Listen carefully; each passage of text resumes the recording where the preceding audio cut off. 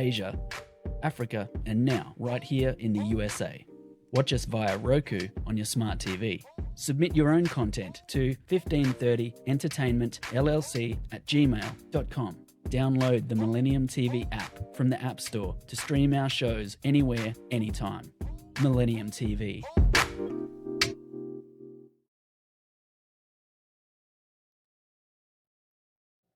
Hello, and welcome to Millennium News TV 24/7 Global News Update in English. My name is Todd, and here are today's top headlines. Thank you so much for being with us.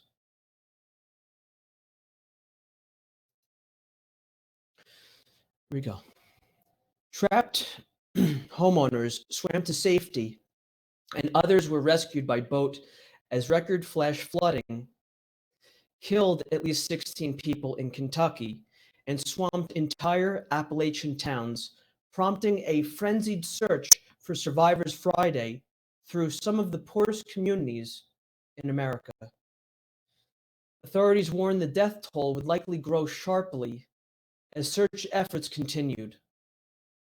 The rain let up early Friday morning, but some waterways were not expected to crest until Saturday, and more storms were forecast to roll through the region early next week. It's the latest in a string of catastrophic deluges that have hammered parts of the US this summer, including St. Louis earlier this week and again on Friday. Scientists warn climate change is making weather disasters more common. Next news. Intense summer thunderstorms that drenched parts of Las Vegas, causing water to cascade from casino ceilings and pool on the carpet of a stadium-sized sports betting arena, were part of a broad regional monsoon pattern that may repeat through the weekend, a National Weather Service official said Friday. In quotes, "We're getting right into the heart of the most active part," end quotes, said John Adair, a veteran meteorologist at the Weather Service office near Harry Reid International Airport in Las Vegas. In quotes, "This year, this is turning out to be a pretty active monsoon season compared with the last 5 years or so. There's plenty of more opportunities for thunderstorms to develop," end quotes. The annual weather pattern has brought a parade of storms across the US Southwest in recent weeks that led to flooding in normally dry washes, rain measured in inches, and rescue operations. Next news.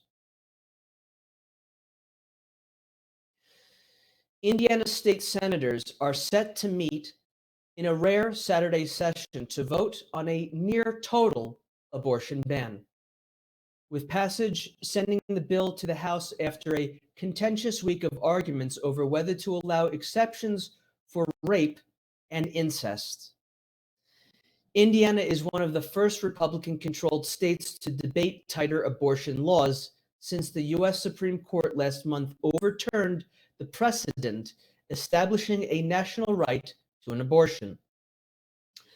But the GOP splintered after the rape and incest exceptions remained in the bill, and it wasn't clear whether enough anti-abortion lawmakers would support it for the passage. Next news.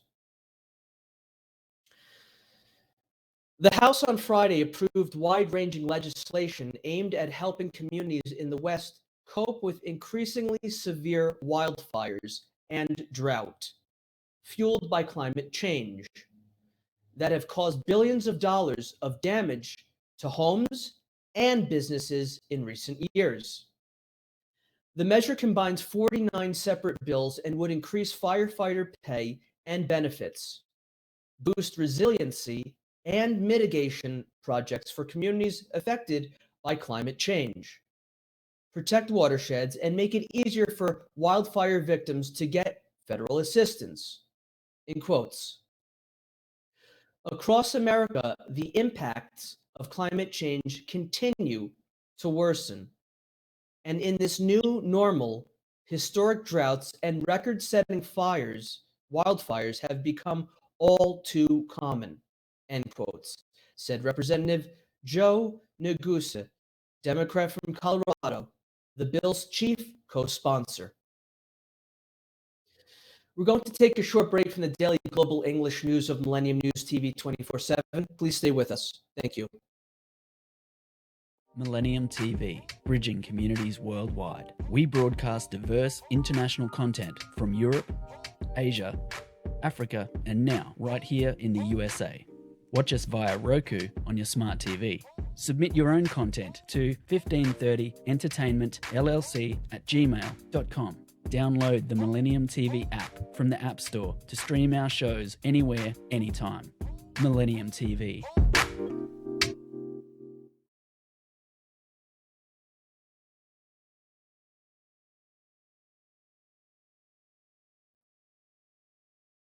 Hello and welcome back to Millennium News TV 24/7 Global News Update in English. Here's the continuation of today's top stories. Thank you so much for being with us.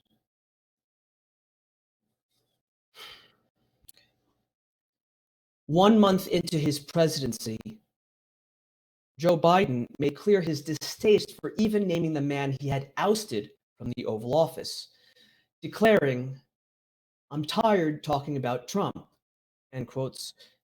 Next quote, "The next 4 years, I want to make sure all the news is the American people," end quotes, he said in a CNN town hall.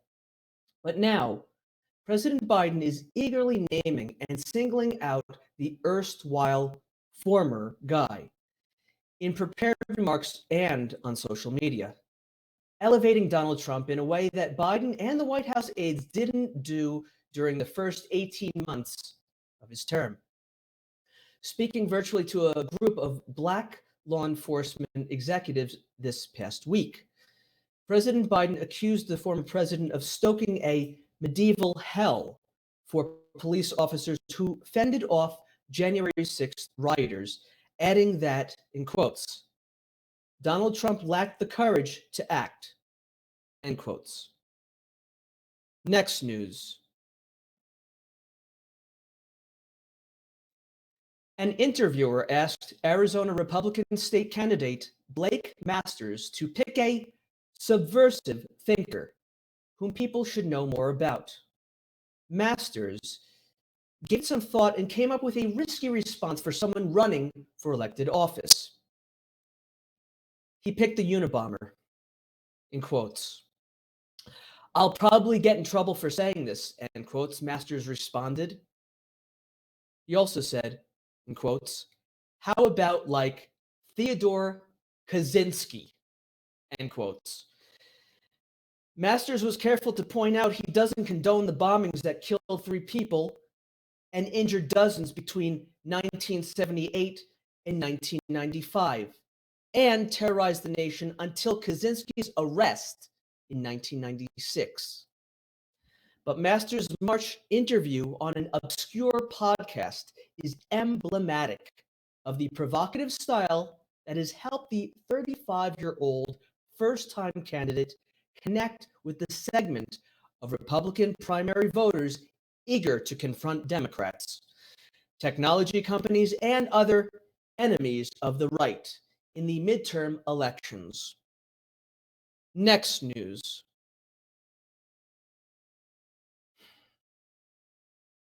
Russia launched nighttime attacks on several cities in Ukraine, Ukrainian officials said Saturday, as they and officials in Moscow blamed each other for the deaths of dozens of Ukrainian prisoners of war in a separatist-controlled area of the country's east. Ukrainian President Volodymyr Zelensky said the UN, the United Nations, and the International Committee of the Red Cross have a duty to react after shelling of a prison complex in Donetsk province, which killed the POWs. In quotes, "It was a deliberate Russian war crime, a deliberate mass murder of Ukrainian prisoners of war," end quotes, Zelensky said in a video address late Friday. In quotes, there should be a clear legal recognition of Russia as a state sponsor of terrorism. End quotes. Both sides alleged the attack on the prison was premeditated and intended to silence the Ukrainian prisoners and to destroy evidence, including of possible atrocities. Next news. China said it was conducting military exercises Saturday off its coast opposite Taiwan after warning Speaker Nancy Pelosi of the U.S. House of Representatives to scrap possible plans to visit the island democracy, which Beijing claims as part of its territory. The ruling Communist Party's military wing, the People's Liberation Army, was conducting live fire exercises near the Pingtan Islands off Fujian province from 8 a.m. to 9 p.m., the official Xinhua news agency said. The Maritime Safety Administration warned ships to avoid the area. Such exercises usually involve artillery. The one-sentence announcement gave no indication whether Saturday's exercise also might include missiles, fighter planes, or other weapons. We're going to take a short break from the daily global English news of Millennium News TV 24/7. Please stay with us. Thank you.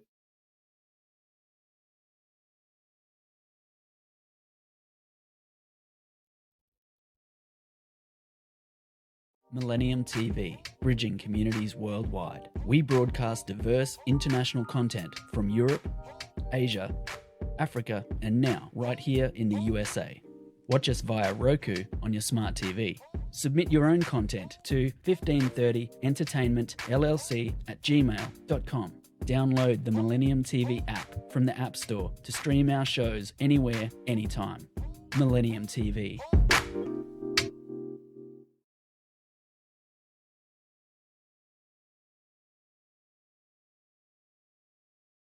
Hello and welcome back to Millennium News TV 24/7 Global News Update. Here's a continuation of today's top stories. Thank you for being with us. July 16th, 1945, an incandescent mushroom cloud in New Mexico heralds the dawn of the nuclear age. July 20th, 1969, Neil Armstrong takes a small step and a giant leap in the dust of the moon. February 24th, 2022,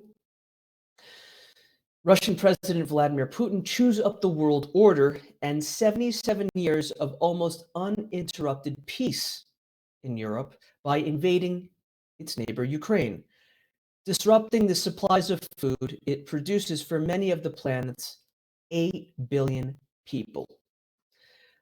All were watersheds in world history, turning points that will be taught in schools for decades to come. All changed not just lives, but also the trajectories of mankind, with repercussions felt across continents and for the foreseeable future. Next news. Pope Francis acknowledged Saturday that he can no longer travel like he used to because of his strained knee ligaments, saying his weekend-long Canadian pilgrimage was a bit of a test that showed he needs to slow down and one day possibly retire. Speaking to reporters while traveling home from northern Nunavut, the 85-year-old Pope Francis stressed that he hadn't thought about resigning, but said, in quotes, "The door is open," end quotes, and there was nothing wrong with the Pope stepping down. In quotes, "It's not strange. It's not a catastrophe. You can change the Pope," end quotes, he said while sitting in an airplane wheelchair during a 45-minute news conference. Next news. Thousands of followers of an influential Shiite cleric breached Iraq's parliament on Saturday, the second time in a week, to protest the government formation efforts led by Iran-backed groups. Iraqi security forces initially used tear gas and sound bombs to try to repel the demonstrators and caused several injuries witnessed by journalists for the Associated Press. The health ministry said it had received 60 injured patients. An expected parliament session did not take place, and there were no lawmakers in the hall. Heeding the calls of cleric Muqtada al-Sadr, the demonstrators used ropes to pull down cement barricades leading to the gates of Iraq's Green Zone. The district houses official buildings and foreign embassies. Next news. Iran on Friday raised the death toll from landslides and flash floods this week across the country to at least 53, including those killed in a mudslide in the capital of Tehran, the previous day, state TV reported. More than 30 people died in two villages, northwest and northeast of Tehran, after the monsoon dumped heavy rains that triggered mudslides there, the report said. Almost 24 people died in two villages, northwest and northeast of Tehran, after the monsoon dumped heavy rains that triggered mudslides there, the report said. Almost 24 people died in 8 other provinces, and 21 out of Iran's 31 provinces were affected by heavy rains. There were fears the death toll could rise even further as at least 16 people remained missing and more bodies were uncovered after the rains abated.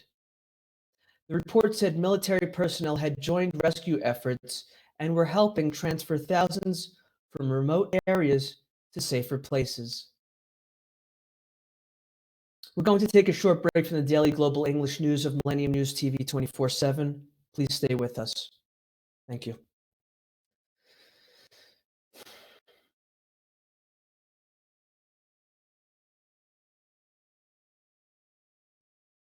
Millennium TV, bridging communities worldwide. We broadcast diverse international content from Europe, Asia, Africa, and now right here in the USA. Watch us via Roku on your smart TV. Submit your own content to 1530entertainmentllc@gmail.com. Download the Millennium TV app from the App Store to stream our shows anywhere, anytime. Millennium TV.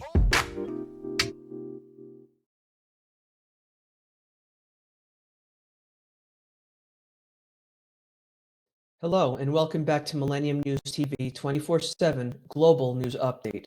In English, here's the continuation of today's top stories. Thank you for being with us.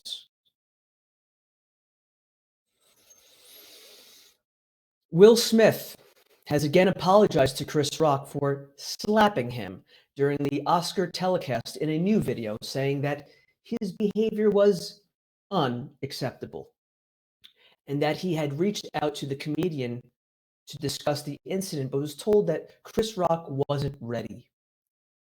In quotes, "There is no part of me that thinks that was the right way to behave in that moment," end quotes, Will Smith said in the under 6-minute video posted online Friday. In quotes, "I am deeply remorseful, and I'm trying to be remorseful without being ashamed of myself," end quotes. To Rock, he said, "I'm here whenever you're ready to talk," end quotes. Next news. Neil Patrick Harris has played an impressive number of what he calls extreme characters, which made his role in the comedy Uncoupled especially appealing. In quotes, "I was attracted to the notion of a bit of normalcy," end quotes, "and nuance," he said of his refreshing dip into the Netflix series. He plays a suddenly single New Yorker dumped by his partner of 17 years, stumbling into unfamiliar dating worlds. The 8 episode Uncoupled, which debuted Friday, represents a still relatively rare Hollywood commodity, a rom com with a gay character as the lovable hero of the story.